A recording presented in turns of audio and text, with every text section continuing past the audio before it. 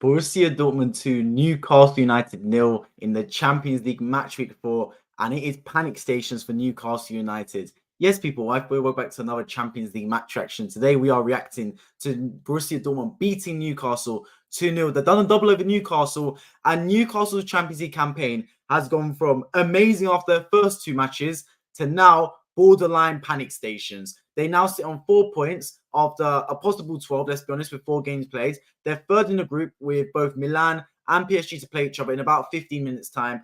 And they're going to be looking around thinking, we got to roll our sleeves up. Because right now, Newcastle's Champions League fate is out of their hands. Simple as. They've got a lot they need to fix up, an awful lot. I mean, we could talk about the performance there, because I don't think the performance was up to scratch one bit, to be honest with you guys. I know Dortmund's a tough place to go, especially at their stadium, because they create one of the most electrifying atmospheres in world football. But I don't think it was a brilliant performance today from Newcastle. I'll be honest. I thought they were very timid at times. They let the occasion get to them. They played the game knowing they couldn't lose it. And that's what ended up happening. They ended up losing the game. Because let's be honest, a draw wouldn't have been an awful result for Newcastle. More because they would have stopped Dortmund winning, if anything. But they wanted to go into this game and avoid loss at all costs. And they got beaten. They got beaten on the counter-attack, which was the most annoying thing for them. The goal they conceded were very, very avoidable, to be honest. I mean, I've watched a Newcastle team that I've seen play really good defensively at times. Really, really good. Be resolute defensively, not allow any penetration through them. But today, I thought Dortmund were cutting through them with ease. It was a very naive performance from Newcastle. That's not something I've expected from them under Eddie Howe. They've normally been quite good at keeping teams out and especially making the game very close and evenly contested. And look, it was an evenly contested match to the extent where I don't think Dortmund blew Newcastle out the water. But Dortmund got the finer margins correct in this game. They got the close decisions their way. And when I say close decisions, I don't mean the referee, because the VAR and referee, as I always say in Europe, doesn't seem to have as big of an impact as it does in the Premier League. But they got the little decisions right, even in the sort of 50-50 duels, the man against man. They got their own battles right. And they've gone on to win the football game. And look, Newcastle United will sit there and they'll be disappointed with how it turned out. You can look at and analyze the game, analyze it till the cows come home. To be honest with you guys, I couldn't really see Newcastle winning this match if you look over the 90 minutes. They can't sit here and be anything other than disappointing themselves. They can't sit here and go, oh, if we scored this chance and scored this chance and stopped them there, we would have won the game, because it's not like Newcastle really created enough chances to actually deserve to win this football match. I think the goal that Dortmund scored, the first one from Fullkrug, I mean, you're just looking at a car crash. It's a comedy of errors from Newcastle's end. And it's not something I associate them with. That's why I'm so disappointed in them, because I've come to see Newcastle as a really good defensive team. Really good defensive team, really assured. Now, I know they're missing Sven Botman, for example. And of course, you look at Dunk as well, out for potentially an extended period. So they've got 2 reserve players in there. I thought Lewis Hall was, let's be honest, a little bit naive in there as well. It's his first real Champions League game. I know he was at Chelsea last season, but wasn't really playing Champions League matches. And he got booked early in the game. And after that, he just seemed a little bit timid. Had to get taken off early, basically in the second half. So you look at them, they think, that goal that they conceded, I mean, you're sitting there thinking Dortmund weren't even playing that well to score that goal. It all just kind of just bobbled about in the box. You see that they're flicking over each other. Lewis Hall's not following his man. Ball comes across the box. You got one strike in the box that's basically free as a bird in there. None of the centre backs are drawn towards him. I don't get it. Like, it was just a comedy of errors there. The goal they conceded was, let's be honest, it wasn't great whatsoever from Newcastle's end. But then after that, were they going to respond? Not really. I think the second half, they had a good flurry in the first 5-10 minutes, Newcastle. But after that, Dortmund were really taking control of this game. And that second goal was a killer. That second goal was a sucker punch for Newcastle, because they didn't quite manage to respond after that second goal. The game kind of just drifted away. And that goal came from a Newcastle set piece. They got a set piece in a dangerous area. They clear it, Dortmund. And out of nowhere, it's a 2-on-1 with Livramento being the only player back. And Julian Brandt, one of the most dangerous players in that Borussia Dortmund team. You leave him alone on his left peg and rolls into the corner. I thought Pope could have done much better there as well. And overall, look, it wasn't an entertaining game. I wouldn't say it's a brilliant match. Nothing like the game we saw yesterday between Chelsea and Tottenham. Let's be honest, nothing like that.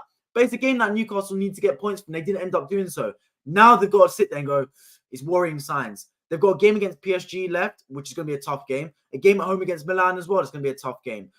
They need to win both, Newcastle, to be honest, because they're on 4 points right now. Winning both will take them up to 10. And even 10 is not enough to always survive in the Champions League. So it's out of their hands right now. But if they win the games they've got left, they've got a chance. And that's what matters. I think they really need to pick up some points today, man. Really needed to right the wrongs from the last week against Dortmund, because that was a disappointing loss to lose 1-0, especially at home, because St. James's Park was being labelled as a fortress, especially after beating PSG only a few weeks before that, and 4-1 in emphatic fashion. Everyone's thinking, oh, Newcastle's one of the toughest places to go in Europe. But yeah, Dortmund really found them out. And Dortmund's got 6 points out of 6 now against Newcastle. And that's not a good look. So they've really got to turn things around here. They've obviously got a game on the weekend. They've got players out as well, Newcastle. Let's not forget that. Isak's out. Jacob Murphy's out, obviously. Sven Botman's a massive miss. Sandro Tonali's going to be out for an extended period. So they've got their spine of their team really missing. And you know how important it is when the spine of your team is missing, man. The whole team just falls apart at times. So it's not necessarily an excuse, because every team suffers from injuries, make no mistake about it. But for Newcastle, they've got to find a way to work around it, man. Have to find a way to work around it. Because either that or they're falling down to Europa League. And I'll be honest, Europa League is not a bad sign for Newcastle. When you saw that group, did anyone really think Newcastle would progress? Because I didn't. I said it's a really exciting group for Newcastle. Really exciting in the fact that they're playing a lot of teams that their fans would only dream of playing against. They've come up in the draw in the Champions League, and they're playing PSG, Dortmund, Milan. You've got trips to the Parc de France, the Signal Iduna Park and San Siro in the same season. It's the stuff of dreams for Newcastle United fans that only, to be honest, a few years back were playing the Championship. Do you get what I mean? So for them, I think it's absolute stuff of dreams. If they do drop down to Europa League, it's not the end of the world, because A, it's a more viable competition for them to win, and B, it keeps their European hopes alive. And I think that's important. Very important. I think they've got a good chance to win the Europa League. Newcastle, sorry. They've obviously got Liverpool to contend with in that competition, and Brighton as well. But I think they've got a good chance in that competition. They can stay strong there. So I think for Newcastle, obviously today was a game they really needed to win if they wanted to have a good chance of progressing to knockout rounds. But regardless, I think you got to analyze it, understand it's not really your day. It was a game that once that second goal went in, the game kind of got turned into nothingness. Borussia Dortmund asserted a real dominance and control over the football match. But it's equally a game you can reflect upon and try and improve going forward. And I think Newcastle will do that. Eddie Howe's a very smart man. He will understand the bigger picture and see that it was a lesson today. Both games against Dortmund were a lesson that it's not always going to go your way in football. It's not always going to go the way like it was against PSG at home, where everything seemed to go your way. The goals went in, etc. VAR decisions went your way. Everything just seemed to go to plan A. It's not always going to happen. And you need to be able to adjust and play different ways in Europe. And I've been quite actually... I've given Newcastle a lot of praise for one of the teams that I do believe can play multiple ways. They don't always have to play attacking football. They can play defensive style and grind out results. You haven't seen that against Dortmund. In both games, Dortmund taught them a footballing lesson, to be honest with you guys. They really taught them how to win European matches. So it's something to reflect upon if you're Newcastle. If they do want to be long-term Champions League, if they do want to be a long-term Champions League club that qualifies season in, season out, they're going to have to take this experience on board and use it going forward, because right now they're not in the Champions League spaces. They're going to have to qualify in the league or win the Europa League / win the Champions League, but let's be honest, winning the Champions League is a stretch, and winning the Europa League is even going to be hard if they do make it there. So they've got to try and just do as well as they can in the Premier League right now to make it back into the Champions League and embrace the Champions League competition as you do have it, because let's be honest, if it is your only time in the Champions League for the next few seasons, you've gone to play Milan away, Dortmund away, and PSG away. You've lived the dream in my eyes. So yeah, let's get into some of your comments though. Jeff, appreciate you joining the stream. I think you're doing really well. Disappointed. Joe Linton had the only chance, and how was Newcastle so exposed off a corner for the second goal? Looks like PSG St. James will be Newcastle's Champions League highlight for the year. And I agree with that, to be honest. I agree with that 100%, because I agree with you. I don't think that they were by any stretch of the imagination having a really good game here today, Newcastle, which really annoyed me, to be fair, because going into this game, I didn't expect Newcastle to win it, make no mistake about it, but I didn't think Newcastle would put in a really good fight. I thought it'd be a really good end-to-end game, especially given that Dortmund obviously were a little bit in trouble after losing to Bayern Munich on the weekend. You thought they'd be a little bit vulnerable, but it looked the other way around. It looked like Newcastle had lost to Arsenal and Dortmund had beat Bayern Munich going into this game in terms of confidence of the two teams, because Newcastle, whether it was tiredness, whether it was just a lack of belief, they just didn't quite give enough. And I think the players will sit in the locker room after this game and really be disappointed in themselves. And I think they're right to be disappointed in themselves, because they should have given much more, man. Much more, because this Dortmund team just lost, 4-5 to Bayern. Like, they were vulnerable, man. And you went here and you let them off the hook a little bit. Let them off the hook in my eyes. So, yeah, look, they've still got 2 games playing the Champions League, and they still can qualify. It's not over, but as the title says, Newcastle are in trouble when it comes to staying in the Champions League this season. Jordy, appreciate you joining the stream. I think I'm doing really well. Europa League, here we go. You say, yeah. Look, I mean, even if you do drop to Europa League, it's not an awful result for Newcastle. It's not. Let's be honest with it, guys. Yeah, if they do drop down to Europa League, it's still European football. it's still a competition that they've got a better chance of winning in. For one, there's still some good teams in there. And it's still teams that are, I'd say, much more competitive than Newcastle. Sorry, much more competitive against Newcastle. You get what I mean? So Newcastle obviously have done really well to beat PSG. And yes, they'll be a tough team for anyone to play against. But no Newcastle fan probably expect them to win the Champions League this season. Let's be honest about it. No one does. I definitely don't for a fact. But Newcastle can win the Europa League. I'm not saying they will, but they can. They've got much more of a higher chance of winning Europa League than they do the Champions League, for example. So they got to put in a real good shift there. And they're more than capable of doing so. Let's be honest about it. So let's see what happens for a fact. Newcastle really needed to win today. Even the draw would have left them behind Dortmund on tiebreakers. Yes, because the way it works in the Champions League is, you're right, it's head-to-head, right? Rather than goal difference, which I'm a fan of, but also not a fan of, to be honest. So, yeah, it's head-to-head. So you're right. Newcastle need to win to get one over Dortmund. But yeah, they've ended up losing both matches. And that's the thing in the Champions League, right? When you lose 2 games to the same team, it's a real sucker punch. It's a killer, because then you make the other games all basically 6-pointers. You have to win all the other games. And Newcastle started so well. I mean, look at it, right? After match week 2, they're 4 points out of 6. They're flying. They've just beaten Paris Saint-Germain. To then think after 2 more matches, they'd still be on 4 points out of 12 now. You'd be sitting there thinking, there's no way. They've just wiped the floor with PSG. They looked really comfortable away from home at Milan, putting a really good, resounding defensive performance to win, to get a point there at the San Siro. You've now got a home and away game against Dortmund.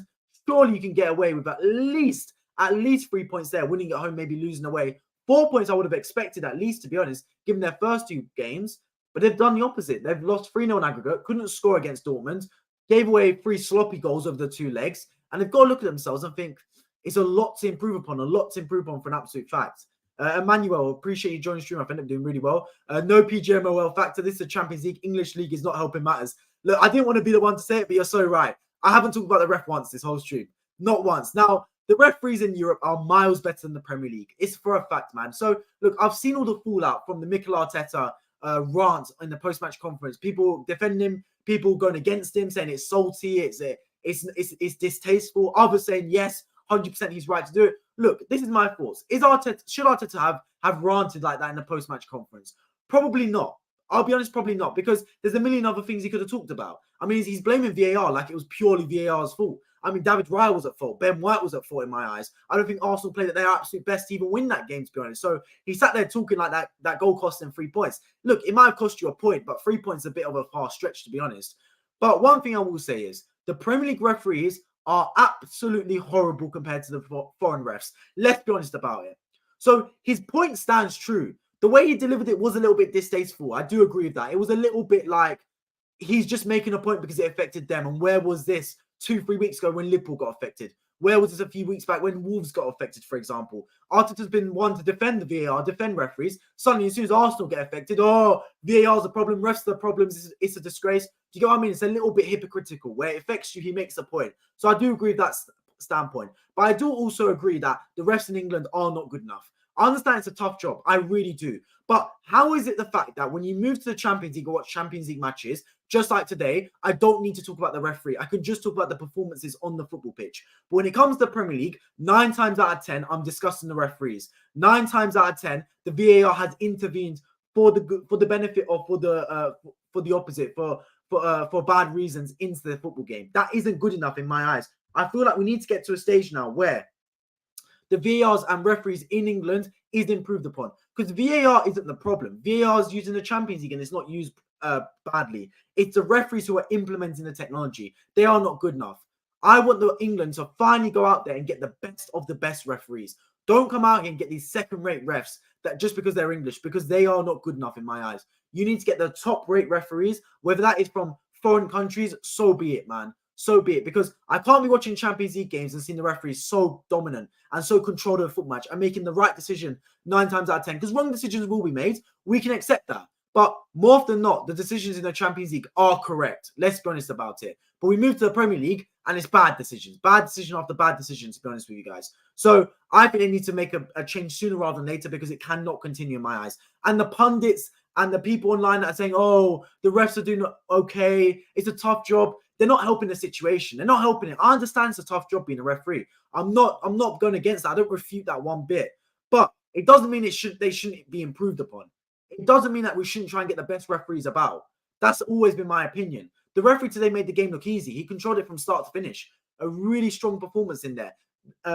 Kept his cards in his pocket when he needed to, blew up for fouls when he needed to, kept the game flowing when he needed to, had a really dominated performance at referee today. Whereas when I look at the performances from the English referees, they struggle, man. They struggle big time. Yeah, right. The second goal wasn't off a break after corner. It was a free kick near the corner.